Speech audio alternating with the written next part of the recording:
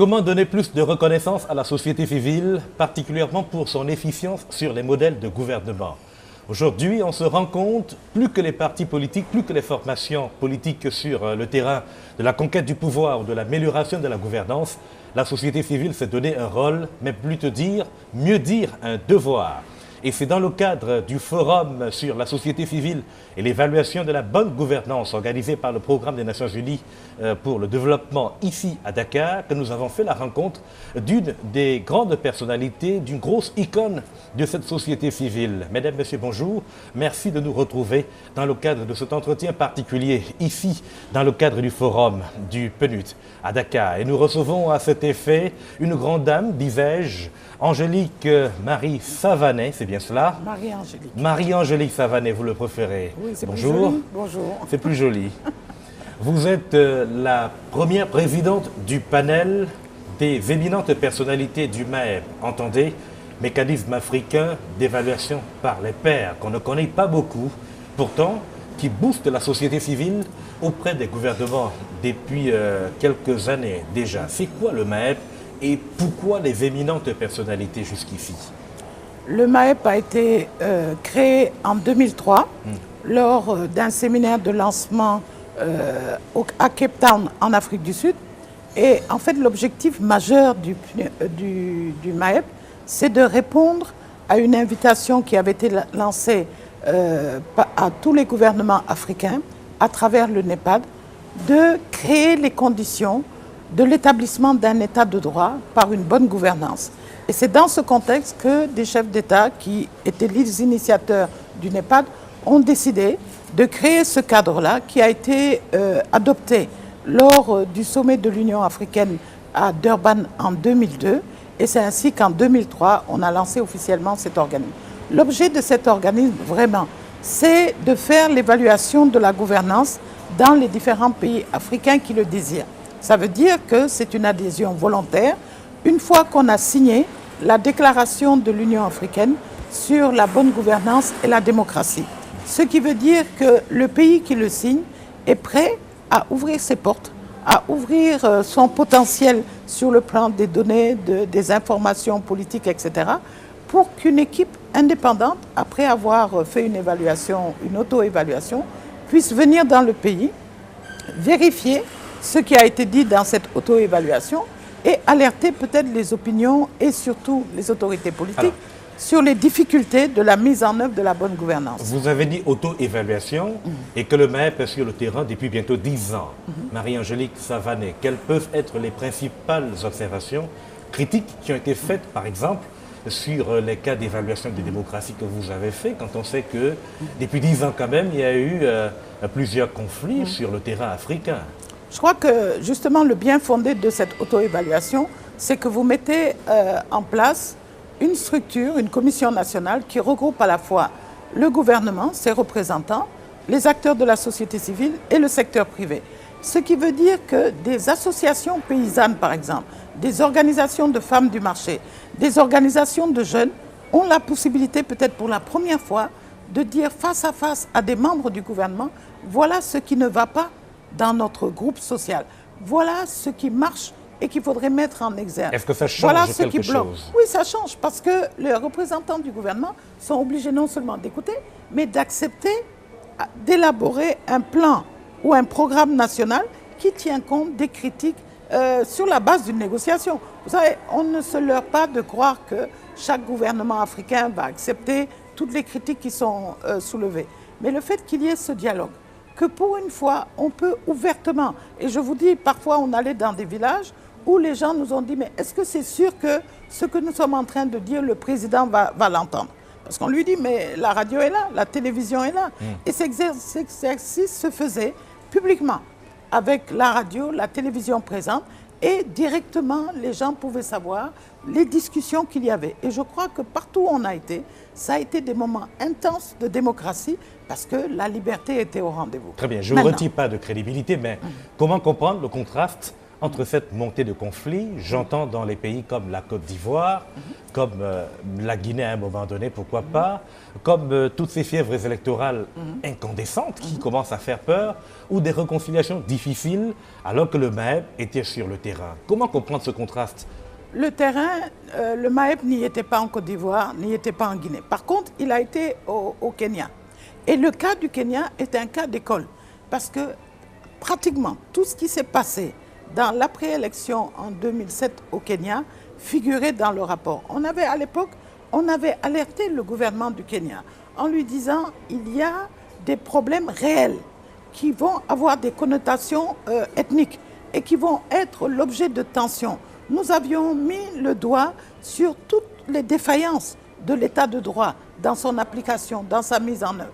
Mais vous savez, nous, notre travail, au fond, c'est d'aider le peuple à discuter, d'aider les associations de femmes à donner leur point de vue, mais nous n'avons pas le pouvoir de décision. C'est la décision et les politiques. Dans beaucoup de pays, les chefs d'État ont joué le jeu, mais quand ils ont vu l'allure que ça prenait, qu'il y avait un débat trop ouvert pour un pays qui ne connaissait pas de liberté démocratique réelle, bon, une fois que le rapport a été présenté, ils ont mis le rapport sous le boisseau. Donc, vous voyez, ça dépend de l'intérêt. Et quand on a mis le rapport sur le boisseau, le MAEP ne peut plus rien faire. Le MAEP ne peut rien faire parce que c'est un secrétariat continental qui a vocation d'animer, de médiatiser les choses, mais on ne peut pas faire plus. Ce qu'on peut faire, c'est inciter, pousser les sociétés civiles des pays à prendre leurs responsabilités. Parce que vous savez, ce n'est pas des étrangers, même s'ils sont africains, qui vont changer un pays. C'est les acteurs sociaux au niveau national qui doivent prendre leurs responsabilités et dire à tel moment, mais nous voulons faire entendre notre voix. Et cela s'est vu et dans ça le cas du printemps arabe, par oui, exemple. Par exemple. Et à l'époque, justement, on disait la Tunisie s'était bloquée, etc. Mais ce sont les populations, les jeunes en particulier, qui ont dit, il y en a marre, ça suffit, dégage. C'est-à-dire, même les termes qu'on utilise maintenant sont des termes de cette jeunesse. Et qu'est-ce que vous faites pour amener plus de gouvernements à adhérer La persuasion. C'est-à-dire ce que nous faisons aujourd'hui. Vous n'avez pas pu le faire en Côte d'Ivoire, alors? Non, c'est-à-dire à l'époque, il faut dire, la Côte d'Ivoire était dans une situation difficile. Et moi, je pense personnellement que c'est des cas comme ça où l'Union africaine, c'est-à-dire le Forum des chefs d'État, doit prendre l'initiative d'imposer d'une certaine manière gentille, mais d'amener leurs collègues d'un pays en crise à accepter d'utiliser ce mécanisme-là pour créer les conditions d'un dialogue. Et moi, je demeure persuadée qu'aujourd'hui en Côte d'Ivoire, un mécanisme comme le MAEP pourrait faire beaucoup, beaucoup de bien. Parce que cela permettrait aux gens, dans un cadre qui est médiatisé par des personnalités qui viennent de l'extérieur, d'avoir à favoriser un débat, une discussion, de mettre le doigt là où ça fait mal. Et le président Bouteflika, à l'époque, quand il nous a reçus, il a dit aux journalistes, vous savez, ils ne sont pas là pour me dire des choses qui me plaisent. Ils sont là pour mettre le doigt là où ça blesse. Parce que c'est là où ça blesse qu'il faut connaître, qu'il faut savoir et trouver les solutions idoines. Donc le mécanisme, comme je le disais tout à l'heure à la session, n'est pas la panacée.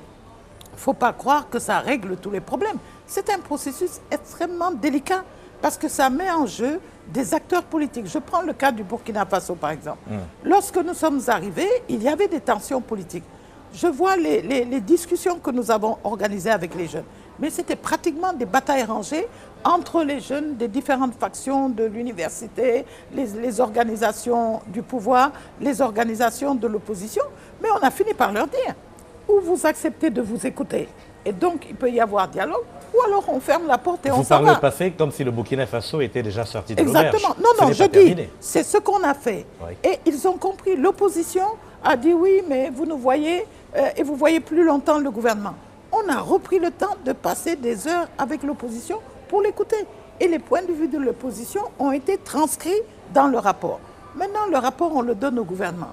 Si le gouvernement préfère prendre ce qui l'arrange et laisser tomber du reste, comme on a dit, c'est aux autres de continuer le travail politique, le travail de sensibilisation des citoyens, le travail de médiatisation de leur point de vue politique, etc. Mais malheureusement, en Afrique, souvent, beaucoup d'organisations de la société civile, les partis politiques, ont tendance à attendre de l'extérieur. C'est les partenaires du développement. Dès que ça ne va pas, on va voir les ambassades, etc. Au lieu de retourner à la base, de mobiliser les populations pour que ces populations disent au gouvernement. Est-ce que ce n'est pas parce que cette société civile, Marie-Angélique Savané, a des problèmes et voudrait parfois juste se contenter de quelques prébendes et obtenir quelques retours de l'étranger, une reconnaissance internationale, sans véritablement travailler sur le terrain? Bien sûr. Vous savez que moi, je fais partie de ceux qui ont lancé vraiment ce mouvement de la société civile dès les années 70, parce que déjà en 75, on a créé les premières organisations panafricaines, des femmes, des organisations non gouvernementales. Et 10 ans après, quand il y a eu la conférence spéciale des Nations Unies sur l'Afrique en 1986, on a créé la première panafricaine continentale de l'ensemble des organisations de la société civile africaine. Donc je connais le problème de fond. Le problème de fond, c'est que les premiers étaient des militants. On croyait dans cette cause, on travaillait, mais on s'est engagé à fond. Par la suite, c'est l'éternel problème. Les partenaires au développement, les ambassades des différents pays, sous prétexte de soutenir la démocratie, ont professionnalisé, voire fonctionnalisé beaucoup d'éléments de la société civile, qui aujourd'hui ne sont plus en contact avec la réalité, qui aujourd'hui défendent plus des projets, des programmes qui sont élaborés dans les chancelleries occidentales et qui à un moment on dit c'est ça dont l'Afrique a besoin. Des programmes, des projets oui, pour lesquels ils ont le financement. Ne se reconnaissent pas toujours. Pour revenir, parce qu'on n'aura pas beaucoup de temps sur ce forum sur la société civile et les évaluations de bonne gouvernance en Afrique, ce forum organisé par le Programme des Nations Unies pour le développement, il y a quand même un problème de fond sur l'identification de cette société civile. Que répondez-vous par exemple à ceux des gouvernements qui pensent que la société civile est un bras armé caché, parfois fait une espèce d'ensemble de formations politiques disparates, qui n'a pas un véritable fondement légal et même légitime? Oui, mais ça, vous savez, les gouvernements, lorsqu'ils sont acculés, peuvent faire ce genre d'accusation. La société civile, vraiment, c'est une auberge espagnole. Il y a à la fois des organisations sérieuses, qui sont nées de luttes, qui sont le fait de militants, qui croient dans des causes et qui les développent.